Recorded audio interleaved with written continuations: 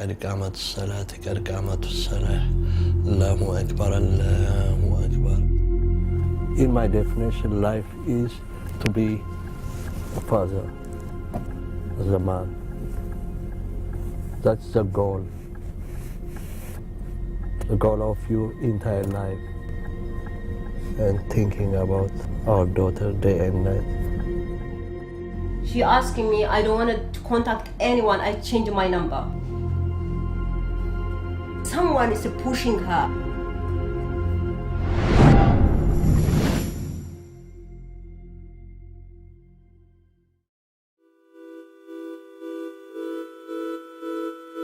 This is BBC Radio 4. It's 5:30 on Sunday, the 22nd of February.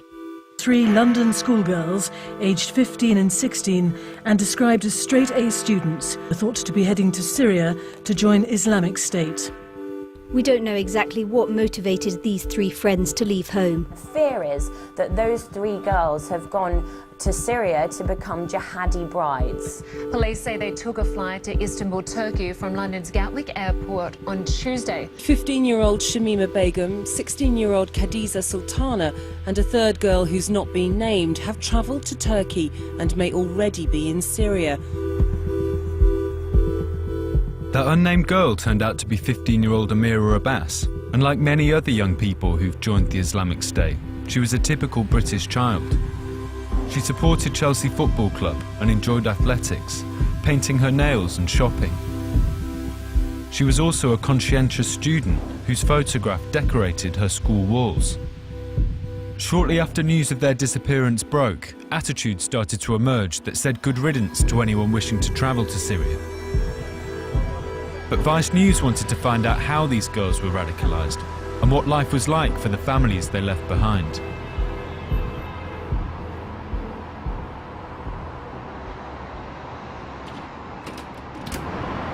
How big, Mom? How are you? Yeah, fine. How are you? Not long after their daughter had left, the Abbas family invited us to their home.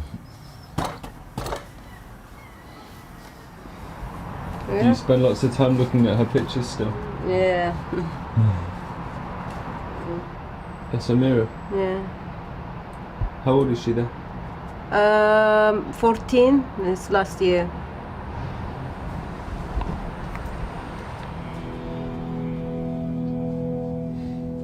Hussein fled war in Ethiopia at the age of 16. He sought asylum in Germany but returned to his home country to marry Fetia. The family moved to London in 2004. They chose the UK because of the quality of education here. She do hard work for her exam. She have an interview in college. That college you have to be A star or A. If you have a B, you can go that college. We share same bedroom. You know, she's sleeping 2 o'clock, 3 o'clock, believe me. I waiting her. I with her in the computer, she have another laptop. I next to her always. How come she have a plan this? She can't revise all the time, this all the night. I don't know. This happened, it's over. It's just over. She's gone. We have to wait.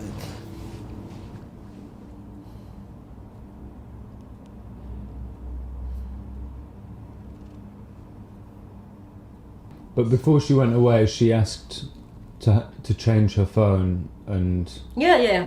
She asking me, I don't want to contact anyone, I change my number to me, and then what kind of texting? No, mommy, just leave it. I just want to change my SIM card or my mobile. Someone is pushing her. Amira, she's scared, can't go to inside the house if it's dark. If nobody in, she's staying outside. I don't know. This, I don't know. And so what was the first time that you found out that she was actually in Syria? From TV. So she's in Syria? Yeah, from TV. Good evening. Scotland Yard says it's received information that 3 schoolgirls who disappeared from East London last week have made their way into Syria. It's feared that they're already under the control of the extremist group Islamic State. Khadiza Sultana, who's 16, and Amira Abbasi and Shamima Begum. The girls' school lies in the heart of a predominantly Bengali part of East London, and as Muslims they were in the majority among their classmates. But unknown to their parents, they weren't the first pupils from the Bethnal Green Academy to leave for Syria. Their school friend, 15-year-old Shamima Begum, had already joined ISIS in December. In utmost secrecy, senior teachers invited the police to interview Shamina's friends on school premises. However, the police failed to anticipate that Shamina would have been attempting to convince those in her friendship group to follow her to Syria.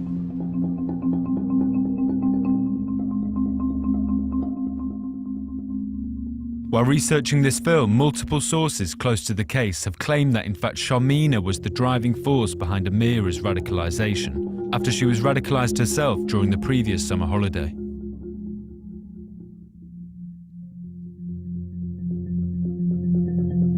If I know that if her friend she go to Syria, you have to keep her passport. You can keep your eyes in your daughter. Imagine, I don't want to let to school even after school, the club, homework, because they have a revision club, because they are in GCSE. And then I don't want to let her anywhere if they told us that she go to Syria.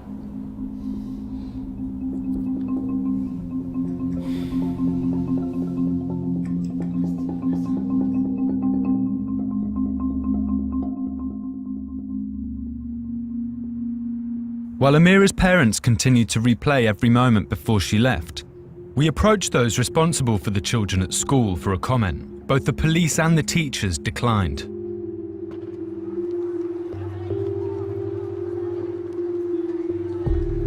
Instead, we found someone with intimate knowledge of how young girls are radicalised.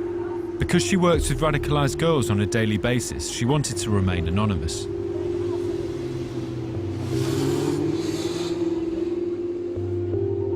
If there is one girl who has made contact with someone out there and they've been radicalised, they will probably be asked to try and convince others and getting them to believe what you do.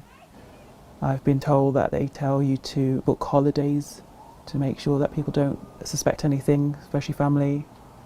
They say to hand in coursework, to be really conscientious at the work, just to everything to throw people off guard and to not get anyone suspicious. I have been quite surprised myself at how quickly this whole process can happen within a week or 2 weeks. And the way in which they do that is quite clever. They've got teams that work around the clock, speaking to them continuously, almost hypnotic. One girl said she was even scared to go upstairs on her own, and then she was planning to leave the country. But when she told me the process of it was continuous, consistent people speaking with them, repeating the same thing over and over and over again, that then eventually led this person to think about leaving. Their propaganda has been so effective to these young girls. One of them even described it as an Islamic Disneyland. So that says it all, really. They felt that this was heaven on earth.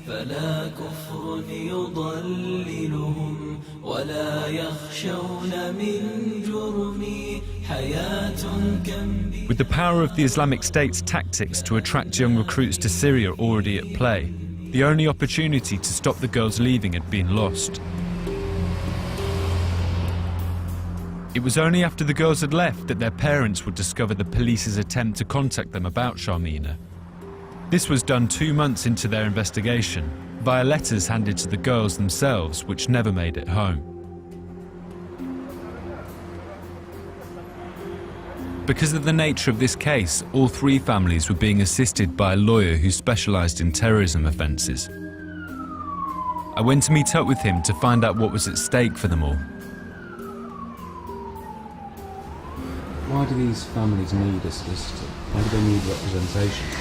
Well, the problem is that one wrong step and it becomes a terrorism case for them as well, in that the kids have gone out and they've joined a terrorist organisation. Now, any assistance that those families give to those kids who are now on one view, members of a terrorist organisation would itself be a terrorist offence.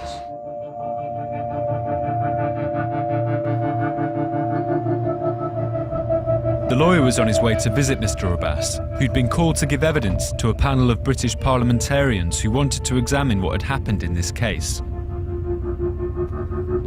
The Metropolitan Police Commissioner, Bernard Hogan-Howe, would also be answering questions. Under UK terror laws, the girls could now face any number of charges. Mr. Abbas needed to make sure that 10 years in prison wouldn't await Amira and scare her from coming home. What's our goal? What do we want? What we want is back home, safely. My daughter. Look, you told me about your daughter. She's scared of the dark. Yeah. Yeah. So for your daughter to do something as crazy as this, she must have been quite... Yeah. What?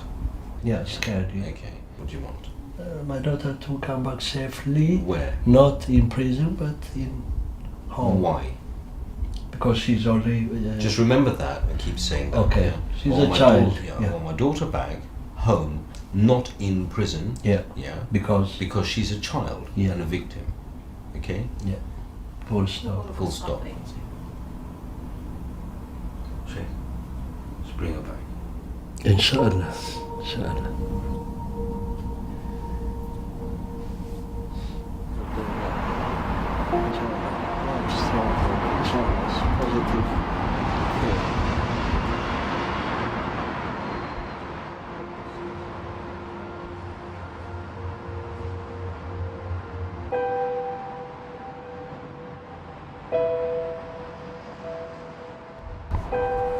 Today would be one of the most important days of Mr. Abbas's life, and he would have to manage the stress of the situation alongside the extraordinary experience of being thrust from his small flat in East London to the Houses of Parliament. How was your wife this morning? Yeah, she's not feeling well. No. That's why she couldn't come here. Do you feel sick? Yeah. But a sickness that I can't describe. The situation makes you breathless, you know. You can't be normal. How are you going to be thinking about your daughter throughout today? The questions they ask me about my daughter is natural. I don't need to think about it. Just when I say about her, so I feel like that I'm talking about myself.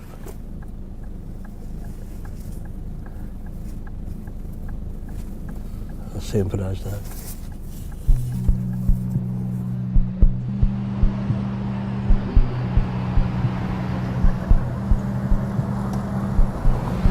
What's the ideal outcome today?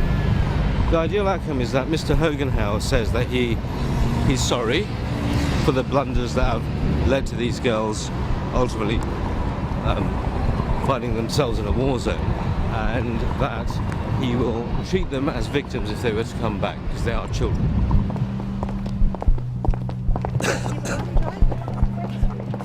Is it possible that there was indoctrination out of school, unknown clearly to the family?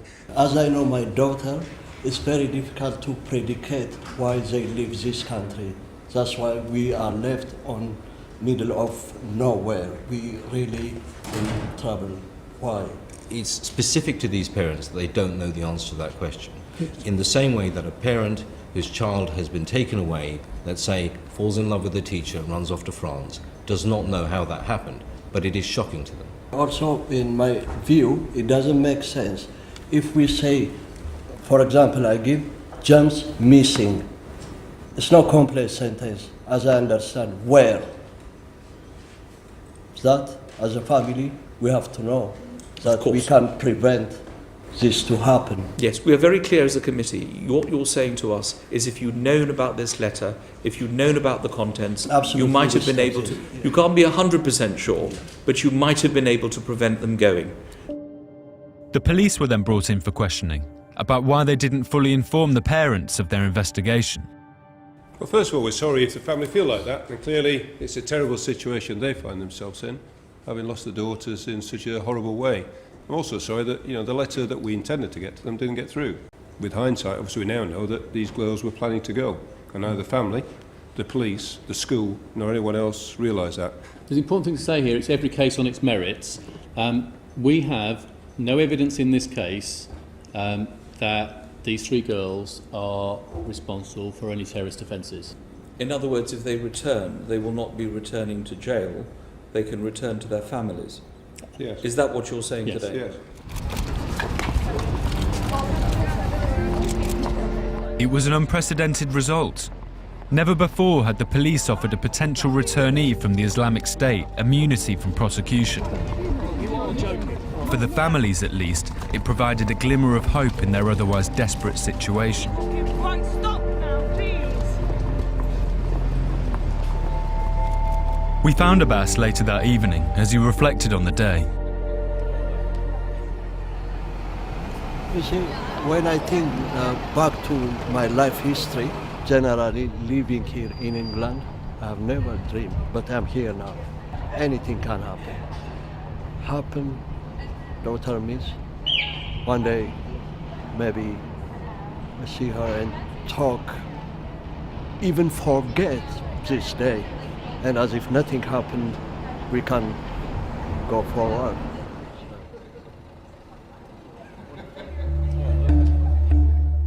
By now, the parents were in the media spotlight. They'd been granted a moment's grace from the state, which gave licence to the British tabloid press to scour the internet for evidence of this being a mistake.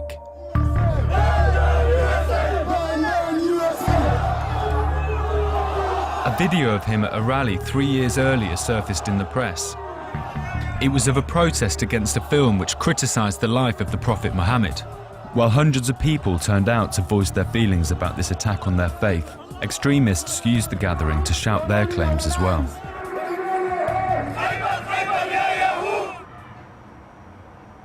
I feel that they are trying to create a story that I'm the reason my daughter to go there. Did it make you wish that you hadn't gone on those protests?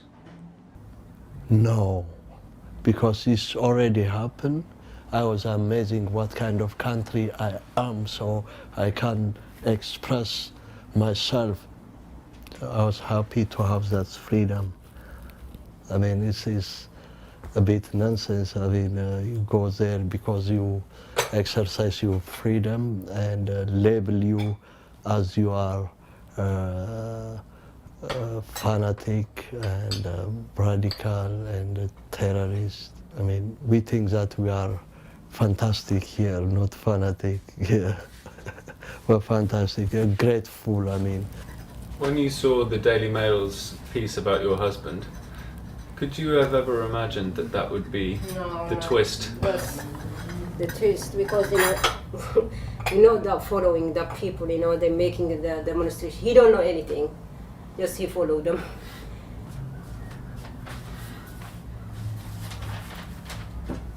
Are you still talking to the police, or are they still talking to you? No, my lawyer is in charge.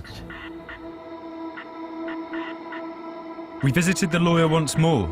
By now, most of his time was spent shielding the families from journalists who wanted a comment after every potential sighting of the girls.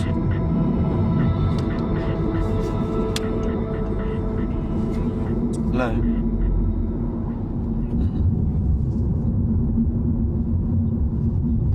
Yeah, it's going to be a no. What do they want to know? I mean, it's almost cruel. They just want to go, oh look, here are your kids. How do you feel? Well, pretty fucking shit, frankly. Yeah. What do you think? Sorry, I need to not swear, but I need to stop swearing.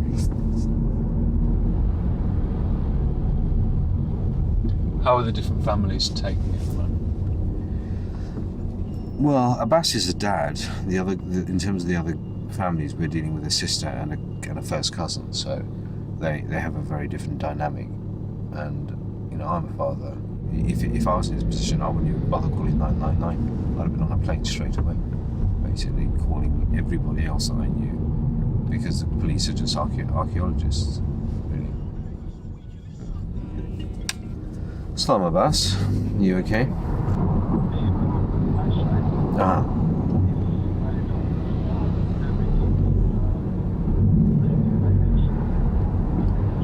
Okay, alright, sure. Okay, sure, once. Abbas is losing his mind.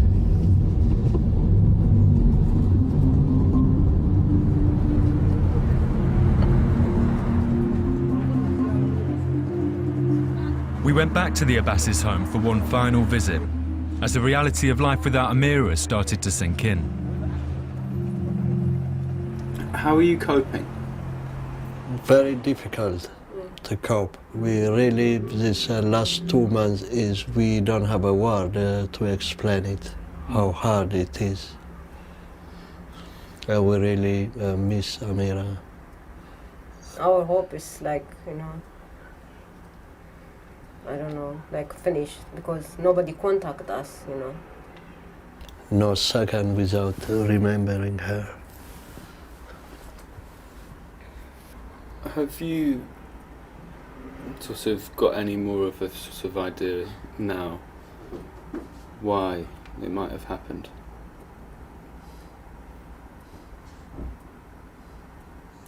We cannot guess. We can't guess why this happened. Children, they're a piece of you, Allahu Akbar, Allahu Akbar, La ilaha illallah. Allahu Akbar. The hopelessness of the Abbas's situation became clearer the longer we spent with them. The immunity Amira had been granted by the police might not matter now that she has married an Islamic State fighter and seems set on making a life in Syria. But the international scale of this story illustrated a fear in every parent who recognised that the 3 girls might have easily been their child. Something in the speed in which this happened confounded traditional ideas of radicalisation. At least in the school it was contagious and didn't take place online but in real life. The authorities will learn from this case, but until it's fully understood what the initial attraction of the Islamic State is for some young people, it'll only be a matter of time before others are drawn to the war zone again.